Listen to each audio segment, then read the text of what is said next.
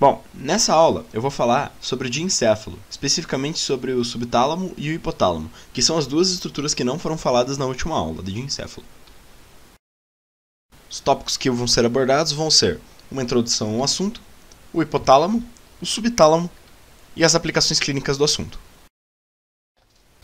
Começando pela introdução, nessa vista a gente pode ver estruturas que a gente viu na aula passada, que seria o tálamo.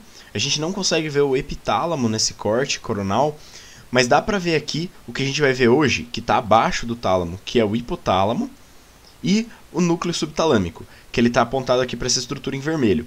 Ele está acima da substância negra, que na peça macroscópica a gente consegue ver tanto a substância negra quanto o núcleo subtalâmico como um ponto preto na peça. Mas a gente sabe que superiormente está localizado o núcleo subtalâmico, que é a principal estrutura do subtálamo e que é o que a gente vai focar nessa aula. Apenas lembre que o hipotálamo está abaixo do terceiro ventrículo e os tálamos estão localizados lateralmente ao terceiro ventrículo. Nessa figura de um corte sagital, a gente consegue ver o tálamo aqui central e abaixo dele o sulco hipotalâmico que vai delimitar o hipotálamo, que é o que a gente vai focar hoje. E o núcleo subtalâmico a gente não consegue ver, mas ele estaria nessa região lateralizado. Então, eu vou comentar sobre o hipotálamo, que é uma estrutura bastante complexa e com bastantes núcleos, assim como o tálamo. Nessa figura, a gente consegue ver em corte coronal, de uma maneira esquemática, o hipotálamo, que ele está macroscopicamente localizado inferiormente ao tálamo, que está localizado aqui, superiormente, e abaixo do sulco hipotalâmico, que seria essa estrutura tracejada. O hipotálamo está localizado posteriormente à lâmina terminal, que é essa estrutura que está abaixo da comissura anterior, que também fica anteriormente ao hipotálamo.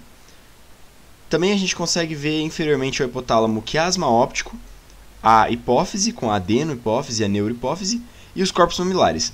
Mas na verdade os corpos mamilares são parte do hipotálamo, de acordo com o que é considerado por alguns neuroanatomistas. E a gente vai tratar ele como tal. Ele também está localizado anteriormente ao mesencéfalo, que estaria localizado aqui. Então, encerrada a macroscopia básica do hipotálamo, vamos começar falando de anterior para posterior, quais núcleos existem nessa região do diencéfalo. Mas anteriormente, só para situar você, essa é a parte anterior e essa é a parte posterior. Então, isso é anterior e isso é posterior.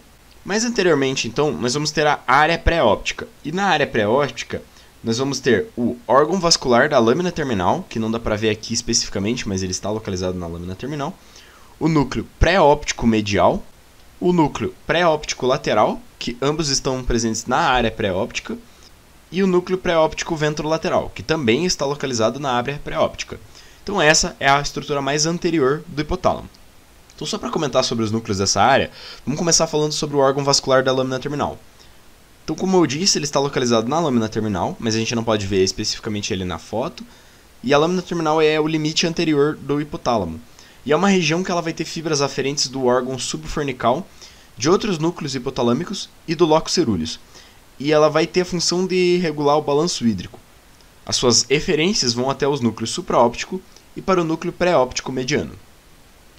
Já sobre os núcleos pré-ópticos que eu comentei, que a gente não vê na figura, mas eles estão presentes juntos com a área pré-óptica, o núcleo pré-óptico medial contém neurônios produtores de GNRH, que é um hormônio que estimula a adenohipófise a liberar os hormônios LH e FSH, que são gonadotrofinas. Enquanto isso, o núcleo pré-óptico ventrolateral ele vai ter função no sono. Já as funções do núcleo lateral elas são pouco conhecidas. Os núcleos pré-ópticos também estão relacionados com o comportamento sexual. Agora, abaixo e posteriormente à região pré-óptica, vamos encontrar a região supraóptica, com os núcleos supraquiasmático, supraóptico e paraventricular. Eu vou só apagar as marcações que eu fiz sobre a área pré-óptica e sobre anterior e posterior, para ficar menos poluída a imagem. Então, comentando sobre o núcleo supraquiasmático inicialmente, ele tem função na atuação da regulação do sono a partir de estimulação de liberação da melatonina, que a gente viu na aula passada pela glândula pineal. Enquanto isso, o núcleo supraóptico ele possui neurônios que vão ser produtores de vasopressina ou de ADH e do hormônio ocitocina, que são hormônios secretados pela neurohipófise. E por fim, o núcleo paraventricular ele também possui papel importante no controle do sistema nervoso autonômico, que ele vai atuar no estresse, no metabolismo E além disso, ele também vai produzir os hormônios vasopressina e ocitocina, juntamente com o núcleo supraóptico. A gente tem mais duas regiões do hipotálamo. Então vamos falar primeiro da parte tuberal, que possui os núcleos dorsomedial, o núcleo ventromedial e o núcleo arqueado. O núcleo dorsomedial ele possui conexões com outros núcleos do tálamo, além de algumas conexões com a área pré-frontal e com o sistema límbico. Já o núcleo ventromedial ele possui um papel na regulação do apetite. Enquanto isso, o núcleo arqueado dessa região, localizado mais inferiormente que os outros dois núcleos, ele também possui uma função de controle do apetite, mas ele vai ter uma função de controle da secreção hormonal da adenohipófise. E ele vai também atuar no controle do metabolismo energético, e assim vai controlar sinais de fome e de saciedade. A gente também tem região de conexões mamilares do hipotálamo, com os núcleos mamilares, túbero mamilar e o núcleo posterior. Então aqui no corpo mamilar a gente vai ver os núcleos mamilares. Aqui está o núcleo posterior. No corpo mamilar a gente teria os núcleos mamilares e o núcleo túbero mamilar a gente não consegue ver nessa foto. Então os núcleos mamilares que estão presentes nos corpos mamilares, eles possuem uma função na emoção, a partir da transmissão de impulsos da amígdala e do hipocampo para o tálamo. A gente pode ver nessa figura esse trato, que é o trato mamilotalâmico. E como o próprio nome já diz, ele vai dar uma conexão do corpo mamilar para o tálamo. E o corpo mamilar é uma estrutura importante na evocação de memórias. Já o núcleo túbero-mamilar é um núcleo histaminérgico, com função de regulação dos ritmos circadianos. Por fim, o núcleo posterior ele possui relação com a manutenção da temperatura corporal, sendo que os núcleos posteriores do hipotálamo são o centro da conservação do calor. Ou seja, eles vão atuar fazendo vasoconstrição e tremores musculares para geração de calor, enquanto que na parte pré-óptica ou na parte anterior do hipotálamo, a gente tem localizado o centro de perda de calor, que vai atuar fazendo vasodilatação e sudorese para perda de calor e manutenção da temperatura. E assim eu encerro sobre os núcleos do hipotálamo e as suas respectivas funções. Vamos falar agora sobre o subtálamo. O subtálamo, como eu comentei, é essa estrutura aqui que está acima da substância negra.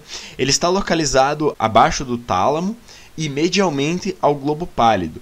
Ele é considerado um núcleo da base e a gente vai ver ele, uma atuação breve dele na próxima figura, como sendo um núcleo da base. Porém, eu vou comentar bem brevemente a função dele, porque de fato a função dos núcleos da base eu vou comentar numa próxima aula, em que eu vou falar da via direta e da via indireta de movimento, como é que isso funciona. Então aqui é só para você saber mais ou menos onde ele está localizado numa peça. Lembrando que tem que ser um corte coronal para você conseguir identificar. Acima dos corpos mamilares, mais lateralmente, a gente vai conseguir ver uma estrutura preta, que seria a substância negra, e acima o subtálamo. Nesse esquema, a gente consegue ver como que o núcleo subtalâmico, que está representado como NST, atua. Então a gente teria lá na via direta e indireta de movimento, sendo que essa daqui é a via indireta e essa daqui é a via direta, no fim todas elas vão chegar até o globo pálido interno e sob a substância negra pars reticulata, que vão enviar sinais para o tálamo e para o córtex de movimento. A gente vai ter que, inicialmente, o córtex vai enviar sinais que vão ser regulados pela substância negra pars compacta. No núcleo caudado vai ter uma estimulação desse núcleo, que tudo que está em vermelho inibe e tudo que está em azul estimula. Então o núcleo caudado inibe o globo pálido interno. Como o globo pálido interno também é inibitório e a substância negra pars reticulata também é inibitória sobre o tálamo, o que acontece é que o tálamo envia os sinais para o córtex. E isso faz com que haja uma estimulação do movimento. Já na via indireta, a substância negra pars reticulata libera o mesmo neurotransmissor, que aqui no caso seria a dopamina para o putamen. Porém o receptor é diferente, sendo aqui inibitório. Então a gente vai ter uma inibição agora do putamen, que é inibitório. Então vai parar de ter a inibição sobre o globo pálido externo. E o globo pálido externo vai então inibir o núcleo subtalâmico. O núcleo subtalâmico tem função de estimular o globo pálido interno. Como a gente falou, o globo pálido interno é inibitório sobre o tálamo. E se ele está inibido, não tem facilitação para acontecer movimento. Então o núcleo subtalâmico tem que ser inibido pelo globo pálido externo para que haja uma facilitação do movimento. E essa é a via indireta. Eu sei que isso é bem complexo e que pode ter ficado um pouco confuso, eu falei rápido, mas eu vou falar com mais detalhes e com mais calma na próxima aula. É só para você entender que o núcleo subtalâmico ele possui uma função estimulatória sobre o globo pálido interno, que é inibitório sobre a via de movimento. Ou seja, uma lesão no núcleo subtalâmico, que é o que a gente vai ver nas aplicações clínicas, causa movimentos desordenados e não voluntários. Então, comentando sobre as aplicações clínicas do assunto, como eu tinha comentado, uma lesão no núcleo subtalâmico pode causar movimentos desordenados e de grande amplitude. E a esses movimentos a gente dá um nome de balismo. Então o balismo é uma hipercinesia anormal e voluntária, de grande amplitude, que são movimentos que podem levar o paciente à exaustão, porque como o paciente não consegue controlar esses movimentos, que eles estão aqui representados na figura, são movimentos bastante grotescos e que vão causar no paciente bastante desconforto, justamente devido a essa incapacidade de controlar. Então, como a gente pode ver que os membros superiores e inferiores estão afetados, e a isso a gente dá o nome de hemibalismo, em que há um lado só afetado, dependendo de qual lado foi a lesão. Então, a causa desses movimentos é a lesão no núcleo subtalâmico, que é essa região localizada medialmente ao globo pálido e inferiormente ao tálamo. E a fisiopatologia desses movimentos, dessa doença, é a perda da estimulação do globo pálido interno e da substância negra pars reticulata. Se a gente lembrar, esses núcleos da base são responsáveis por inibir o tálamo em situações em que o movimento não é desejado. Ou seja, em situações que o paciente não teve a voluntariedade dos movimentos somáticos. E com uma lesão, esse controle é perdido e a gente tem movimentos anormais e involuntários. Era isso que eu queria falar hoje, foi uma aula curta e eu agradeço a todos pela atenção. Espero que eu tenha sido bem claro nas minhas explicações. E não se preocupe, que eu vou abordar de novo algumas dessas definições, principalmente essas definições sobre o núcleo subtalâmico na aula de núcleos da base. Essa aula era mais para focar como localizar e como saber onde está o núcleo subtalâmico e um pouco mais sobre os núcleos do hipotálamo, que são bastante complexos e precisam de bastante estudo para saber a sua função. Não apenas citar por que essa é a sua função. Mas várias dessas funções do hipotálamo a gente vê relacionada com outras partes da clínica, como por exemplo da fisiologia de outros sistemas, visto que o hipotálamo tem essas funções de controle da homeostase do corpo como um todo. Então muito obrigado pela sua atenção e até a próxima.